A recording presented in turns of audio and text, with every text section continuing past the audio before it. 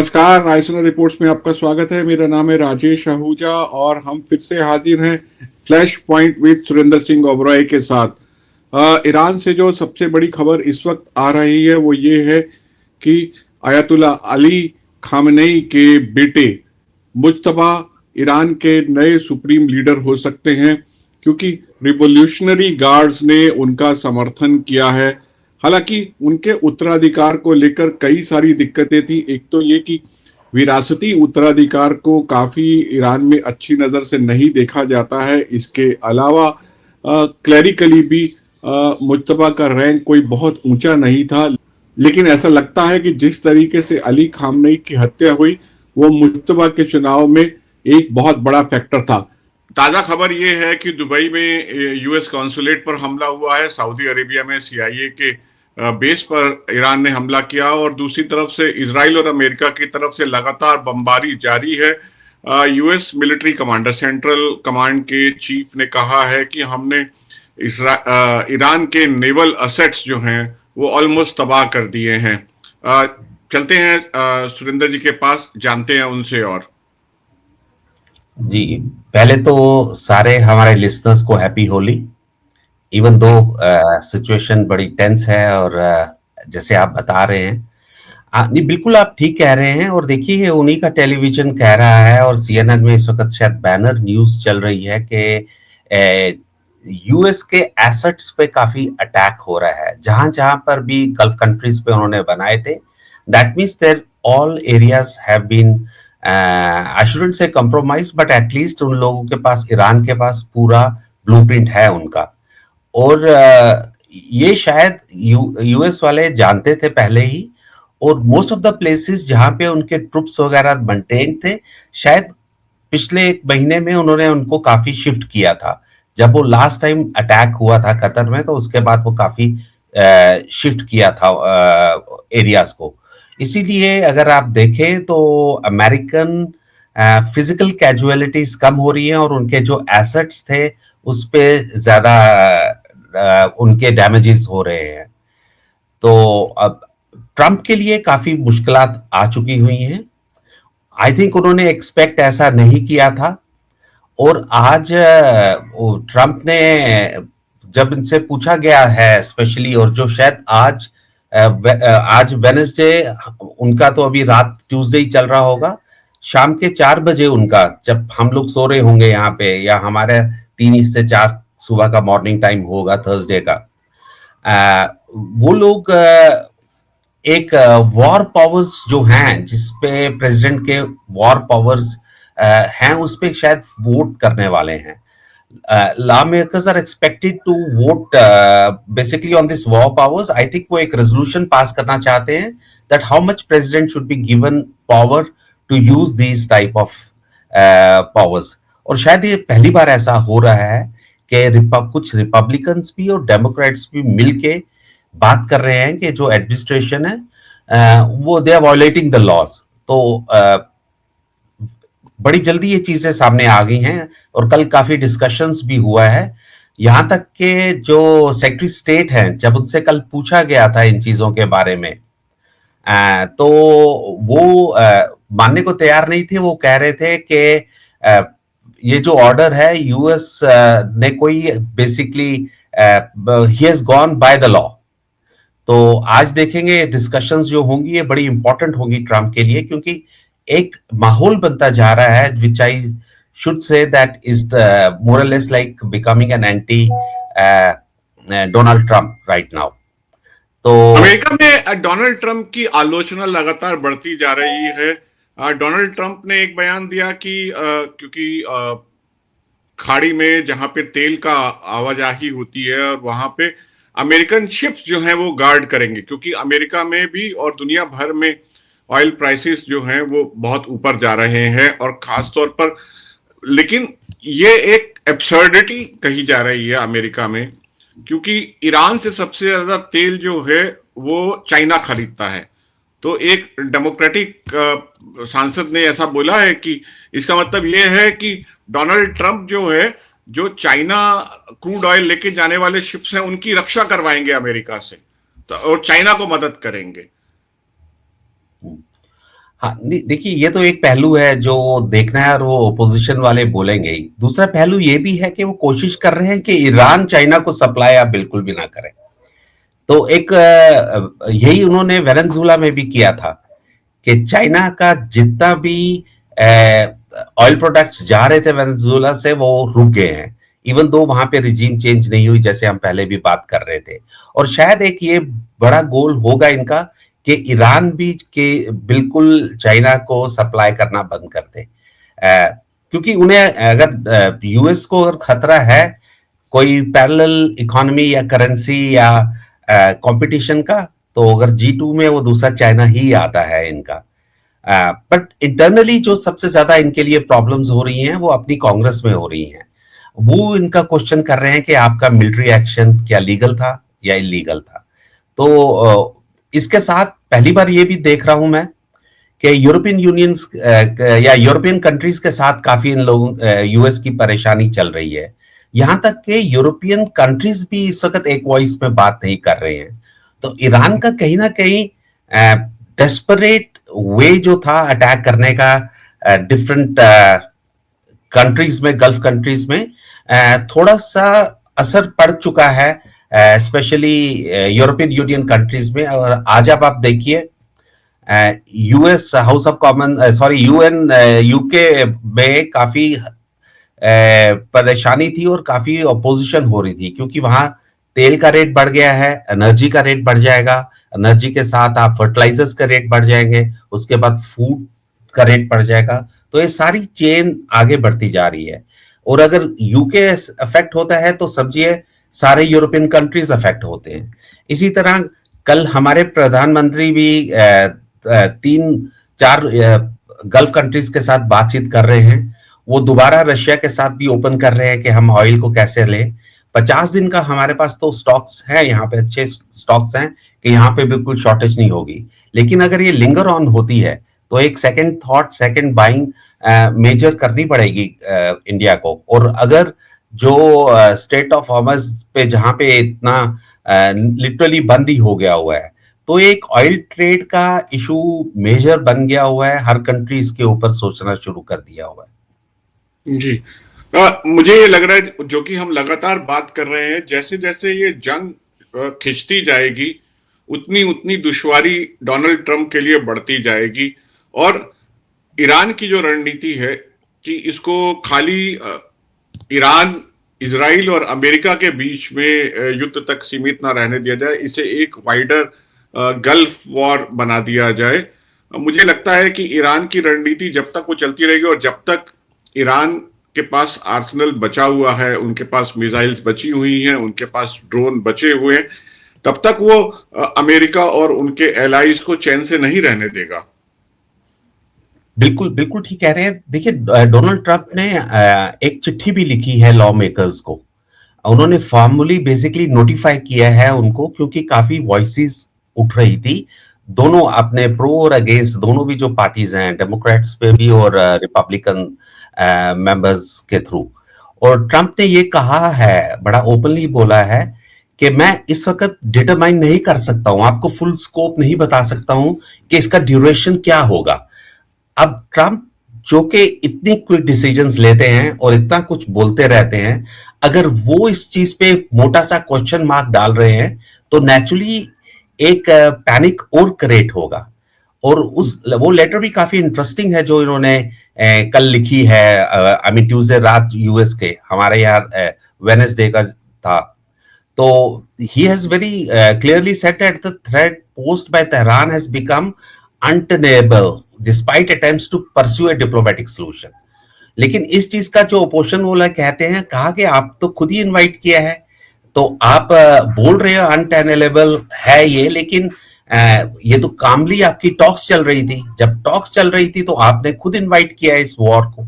तो एक बहुत बहस शुरू हो चुकी है और ये डिस्कशंस भी होंगी। I think Trump once he will be with his members he will face a lot of criticism। जैसे कल स्टेट सेक्रेटरी को काफी क्रिटिसिज्म सहना पड़ा और काफी चीजें बोलनी पड़ी, और दो स्टेटमेंट्स डिफरेंट आ चुके हैं। ट्रंप कुछ और बोल रहे हैं हम क्या क्यों गए थे, और ये वो बोल रहे हैं कि हमने प्रीएम्प्ट किया था कि इजराइल अटैक पहले करेगा और इसलिए हमने पहले अटैक कर दिया। और उस वक्त जबकि फोर्थ राउंड टॉक्स का होने वाला था, तो ये बहुत बड़े सवाल है, प्रश्न चिन्ह है जो खुद उठे जा रहे हैं।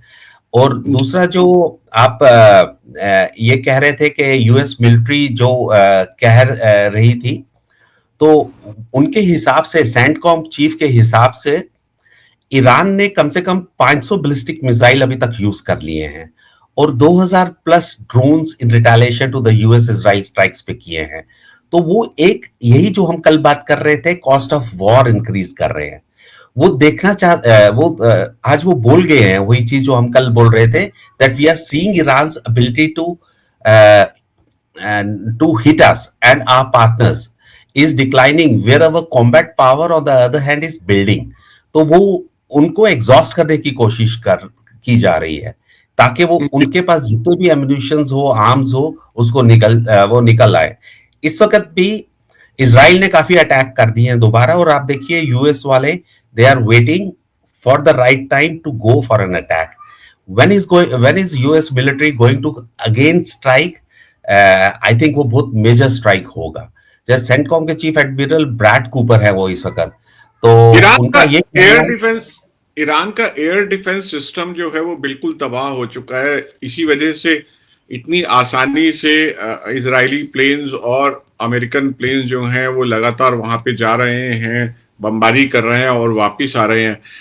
सुरेंद्र जी, इस बीच एक इंटरेस्टिंग बात मैं आपको बताना चाहूंगा कि यूक्रेन के व्लादिमीर जेलेंस्की, उन्होंने बड़े एक इंटरेस्टिंग स्टेटमेंट दिया है। उन्होंने कहा है कि उनके पास प्रूवन टेक्नोलॉजी है ड्रोन से डील करने की। अगर गल्फ कंट्रीज उनको मिसाइल दे दें, एयर डिफेंस मिसाइल दे दें, तो वो उनको ड्रोन से निपटने की अपनी टेक्निक जो है वो उनको मुहैया करवाएंगे, क्योंकि उनको एयर डिफेंस मिसाइल की बहुत ज्यादा जरूरत है। क्योंकि ट्रंप के आने के बाद जो है यूक्रेन को वो मिसाइल सप्लाई नहीं हो रही हैं, और इसी वजह से रशिया बहुत आसानी से यूक्रेन के एनर्जी एसेट्स पे खास तौर पर अटैक कर पा रहा है और उनके इंफ्रास्ट्रक्चर पर अटैक कर पा रहा है। तो जेलेंस्की इस पूरे मसले में अपने लिए कुछ फायदा ढूंढ रहे हैं। हाँ, आप बिल्कुल ठीक कह रहे हैं। देखिए 4 साल से वो चीज वहां पे जो कुछ हो रहा है, और हमने देख चुके हैं कि कितनी डेथ्स हो चुकी हैं वहां उनकी। यूरोप पूरा जानता है क्योंकि यूरोप ही उनको सारा सप्लाईज कर रहा था। उनकी अपनी कैपेबिलिटीज भी है, कैपेसिटी भी है। तो ये एक अपने आप को अंदर लाने के लिए कहना कि किसी के उसमें अपनी रोटियां सेकना, जो एक पंजाबी और हिंदी कहावत है, तो he is just trying to take advantage of the present scenario which is there to build up so that he also becomes a part and parcel, and tomorrow again European Union और NATO forces help Ukraine to fight against Russia. लेकिन अभी Russians तो आगे आ रहे हैं। American Russians को इस वक्त क्रिटिसाइज नहीं कर रहे हैं, रशियंस अमेरिकन को इस वक्त क्रिटिसाइज नहीं कर रहे हैं ओपनली। तो कहीं ना कहीं जो उनकी आपस में बातचीत हुई है, या डोनाल्ड ट्रंप की जो चाइना से पहले बातचीत हुई थी, तो ये भी एक आप हमें नजर रखनी पड़ेगी कि ये जियोपॉलिटिक्स में क्या हो रहा है। ये यूरोपियन हेमिस्फीयर, ईस्टर्न हेमिस्फीयर और वेस्टर्न हेमिस्फीयर पे के क्या कर रहे हैं ये जो बड़े पावर्स हैं वहां पे। तो ये एक टोटली डिफरेंट हमारी डिस्कशंस पे जा सकते हैं हम लोग कि ग्लोबली कैसे बाकी कंट्रीज भी इन्वॉल्व होना चाह रही हैं। लेकिन इस वक्त तो नजर इसी पे रहेगी क्योंकि जो इमीडिएट है वॉर है, this is spreading like a wild fire. Massive turbulence हो गया हुआ है और पोटेंशियल ऑफ डेंजर्स कोई असेस भी नहीं कर सकता था, और एवरी डे आप देखिए इंक्रीज होते जा रहे हैं। और सबसे बड़ा जो हमारा इफेक्ट हो रहा है हमारे फूड पे, हमारे इकोनॉमी पे। तो ये बड़ा फ्रेजाइल और डेंजरस सिचुएशन जो हर कंट्री फेस करेगी, that is more important and that needs to be handled with care at the present scenario. और उसको हम कितना हैंडल केयर से कर सकते हैं और क्या होगा, it totally depends on the supply chain which again starts about it. अभी देखिए जैसे कतर में अभी 10 लोगों को अरेस्ट किया है on the basis of spy that they were the ones like sleeper cell working for Iran. तो आप ईरान का भी देख लीजिए कि नेटवर्क कितना स्ट्रांग है। दूसरा, इजराइल को उन्होंने अपने वेस्टर्न साइड पे एंगेज कर दिया है दोबारा थ्रू हिजबुल्ला। अब आज फिर उन्होंने अनाउंस किया है कि 12 और विलेज खाली होने चाहिए।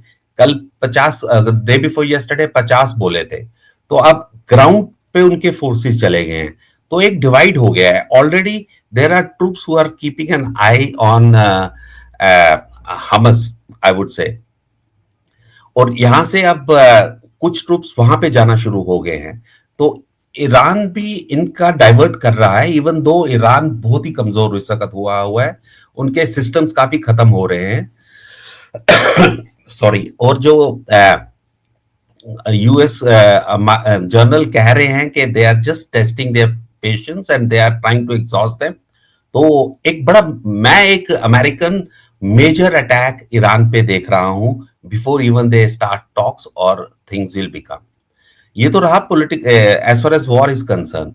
पर एक और जो खबर आ रही थी, I don't know how much it's true, still announcement नहीं हुआ है, जो सेकंड सन है खुमैनी का, Mojtaba, he might be the next supreme leader now.